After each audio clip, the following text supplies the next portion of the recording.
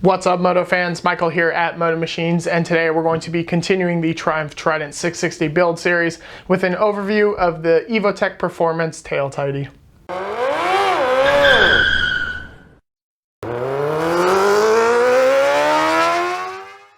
The Trident has a rear fender that's different from most typical motorcycles. Instead of extending from the subframe of the bike, it extends from the swing arm and sits behind the rear wheel. There's a positive and a negative to this. The positive being that you get the ultra slick and gorgeous tail section from the factory. Triumph did a great job on that. The downside is that if you're somebody who takes your motorcycle in for service, if the technician has to remove the rear wheel at all, they also have to remove the rear fender. This adds an extra step and extra time to the service procedure, which in turn ends up costing you more money down the line. Or if you're somebody who works on your bike yourself, like me, if you have to remove that fender, it's just an extra step that gets in the way. And I don't know about you, but I like things to be as streamlined and simple as possible. This tail tidy for this bike from Evotech Perforamnce is absolutely gorgeous, and it comes with everything needed for installation. It is plug and play. There's no cutting or splicing of any wires at all. And it even reuses the OEM turn signals. So this means that you don't even have to go out and buy new turn signals. You can just use your OEM ones. It does replace the tail light, however, but Evotech Perforamnce thought of this, and they also included license plate bracket mounts in the tail light, like it's integrated. So you don't even have to worry about trying to jerry rig or figure out how to take the OEM one and mount it to this tail tidy. Evotech really thought of everything when designing this, and because it's Evotech Perforamnce, the fit and finish is absolutely fantastic, and it's gonna look gorgeous on the bike. With all that being said, let's head on outside and show you what it looks like.